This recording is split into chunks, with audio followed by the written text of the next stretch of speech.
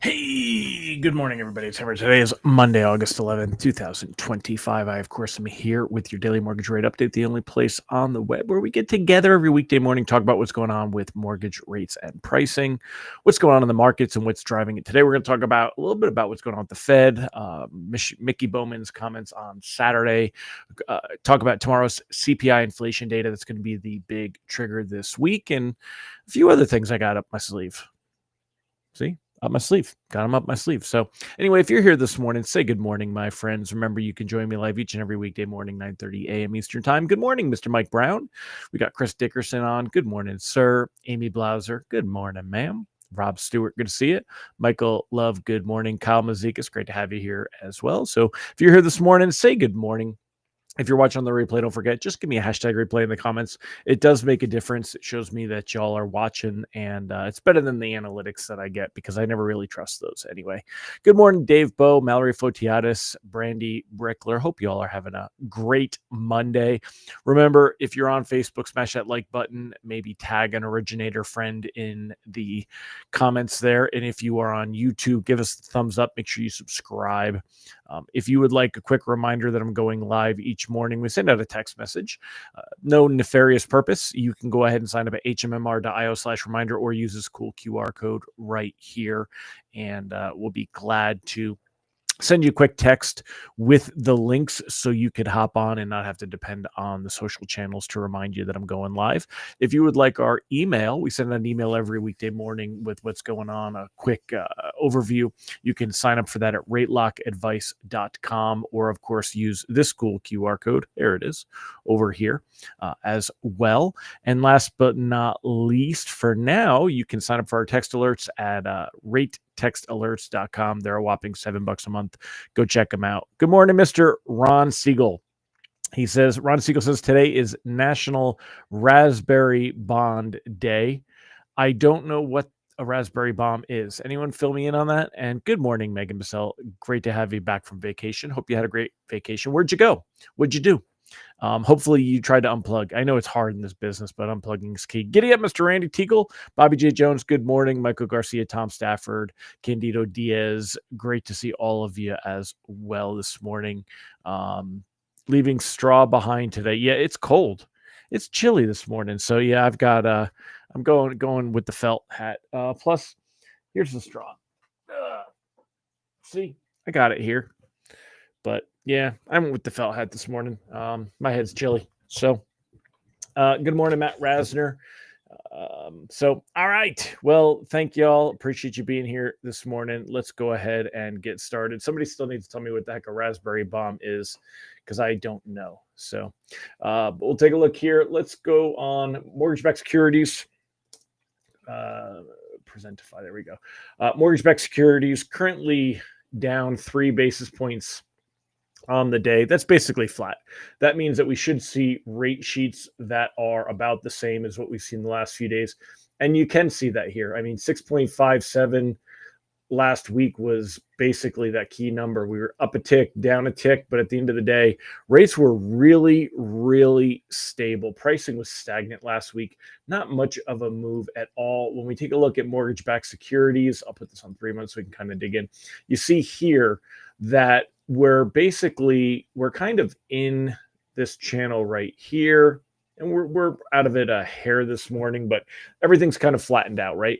We had one good day. Remember, when we're looking at this, we kind of want to wrap our head around what's going on with the market and what effect it's going to have on rates as we get into that. So when you take a look here and you see that we had, one solid day when we got that BLS jobs data, and it showed all those revisions and everything changed versus kind of where we're at right here, it's kind of leveled off. So tomorrow morning, we're going to get one of those opportunities to see that same kind of behavior. But we don't know which direction it's going to go. We don't know whether it's going to go up or down. So that's a big part of what we got to be ready for today. As far as rate sheets, so they're going to be about the same as yesterday, not much different. You're going to continue to see things almost exactly where we were at.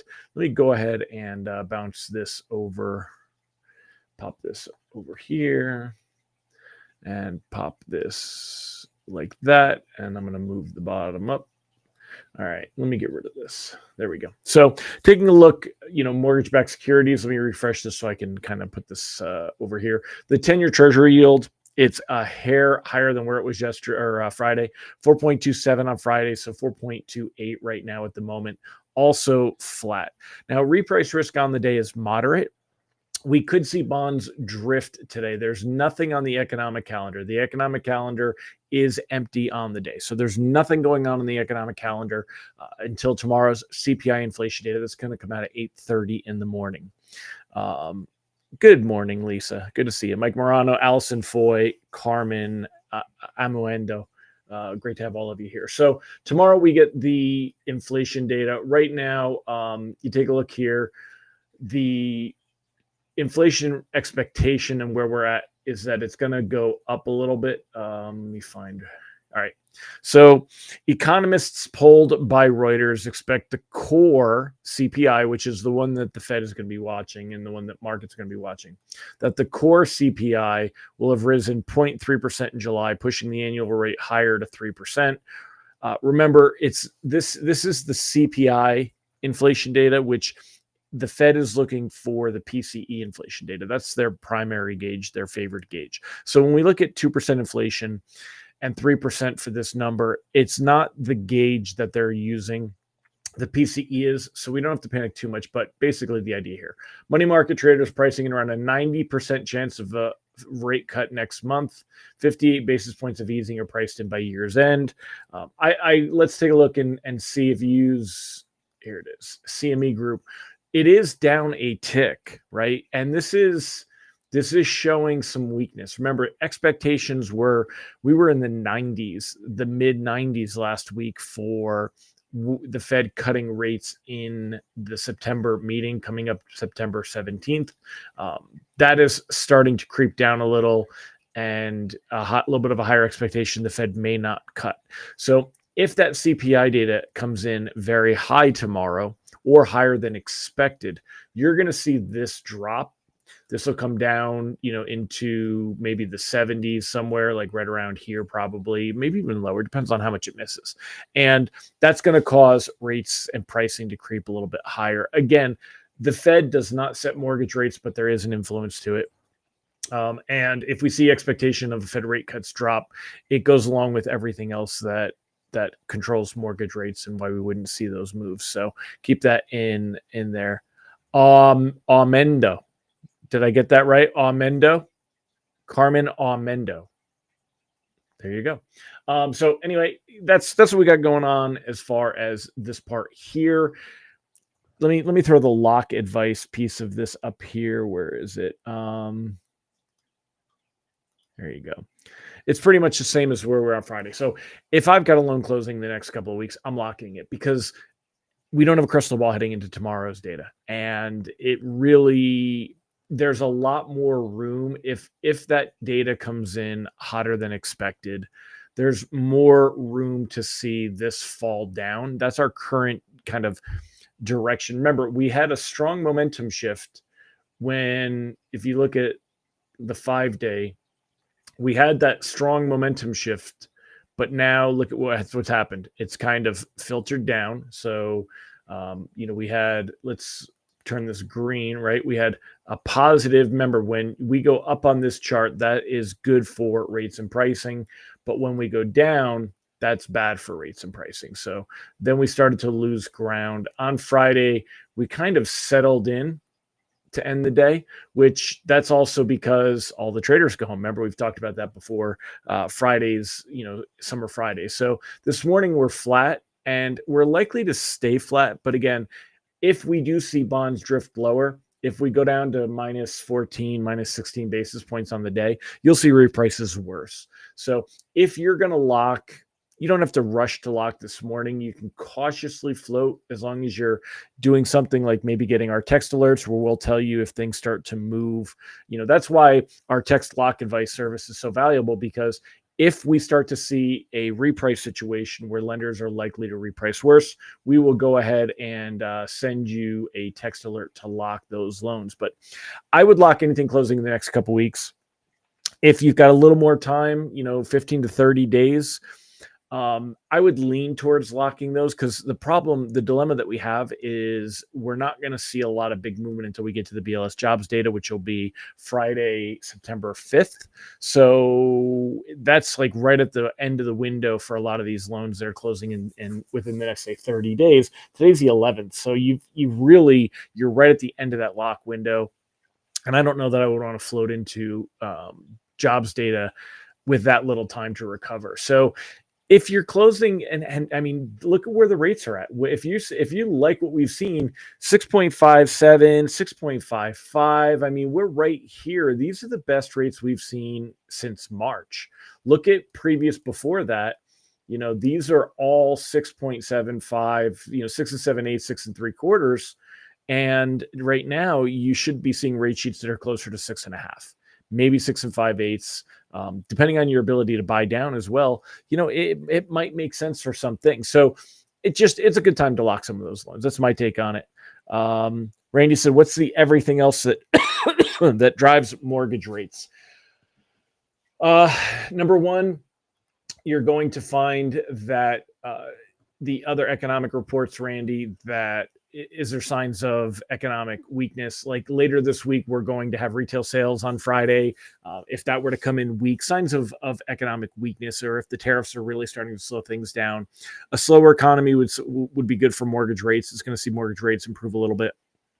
Also, if the idea of inflation, the main thing is the inflation, right? So everyone is worried about stagflation, which is when the economy slows down and inflation increases. We haven't seen a lot of, I mean, you could say that we haven't seen a lot of inflation. Remember my barn? I bought my barn in November, and I showed you guys last week. It was $1,000 higher now than when I bought it in November, right? I mean, that's what inflation is. That's and a lot of that has to do with tariffs. Car prices. You're not going to see deals as much. So it doesn't necessarily show up as true inflation on readings. Think about car stuff, right? You've got all these specials and different things. So that's going to show up on the inflation reports, because if car sales drop, if things dwindle, you're going to see all that show up. So that's a lot of that. But hotter than expected inflation could deliver a reality check to the market, potentially causing stocks to stumble. And for our world, it could cause bonds to lose ground as well. Right now, markets are pricing in the idea that we're going to see a September cut.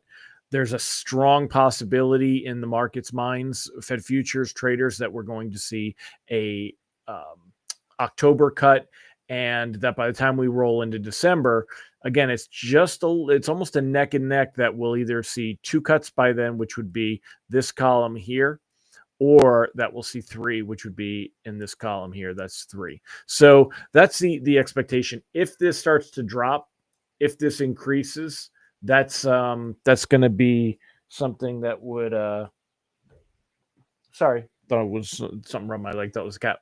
Anyway, that would see rates creep a little bit higher. But overall, one thing to remember, and it's actually like kind of a really good thing, is we're not going to see rates go up that much from here. We're not in a position that we have to worry about rates jumping, rates pushing back up into the 7s. We're just fighting for some better pricing. Even if the data tomorrow comes in hot, you're going to see rate sheets that go back to where they were a couple of weeks ago, not go up any crazy amount. So in other words, let me go ahead and, I mean, you'll see rate sheets that are going back to here. We would see rates jump up 6 and 7/8 from that 6 and 5/8. We'd see up to a quarter point increase tomorrow.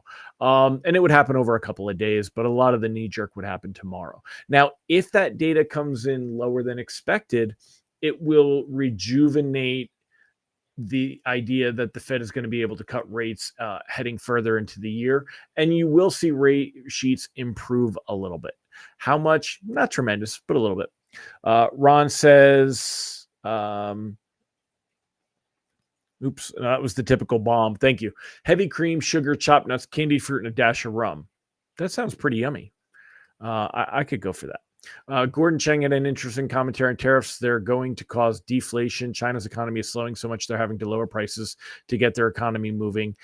That's too. I would agree, but China's only one component. We've still got you got aluminum and steel tariffs. You've got all these other tariffs coming in.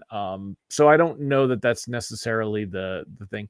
China's economy is going to lower prices to get their economy moving. They have too much industrial capacity as their legit GDP is either zero or negative. He was using the propaganda numbers, but channel check numbers.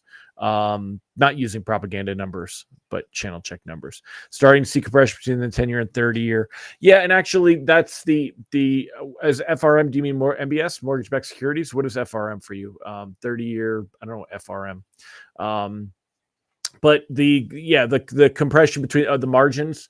So that's something that Logan Motoshimi talks about. I have to check, make sure I'm saying his name properly. But Logan talks about, and he follows very closely. So that's a good source for getting that data. That the compression, basically, when we have a tighter compression between mortgage-backed securities and the 10-year, it allows rates to be better. Is the nutshell summary, the TLDR, if you will. So that's all you want to kind of keep a handle on. And we have seen those margins compress, and they're staying more compressed. So that's some good news on that front. But anyway, my friends, I'm going to wrap it up. The main thing is fixed rate mortgage. Okay, thank you.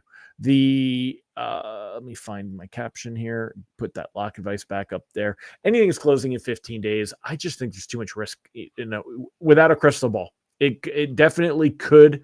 If inflation comes in cooler than expected tomorrow, it's going to help mortgage rates to improve a little bit because inflation ultimately is the killer for long-term bonds.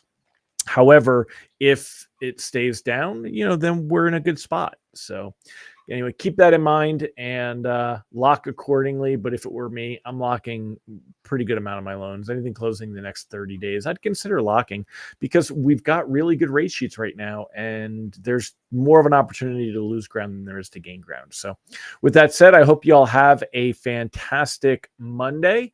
Get out there and prospect. It's all about closing more deals right now, is what you need to be doing. So, all right, my friends, I'm going to wrap it up and you all have a fantastic day. I'll see you tomorrow and we'll go over exactly what happened. By then, again, the CPI data comes out at 8:30 a.m. So we'll be able to go through tomorrow. We'll see what the market reaction is, how it's affecting bonds, and kind of go accordingly. So if you do float anything today, good luck.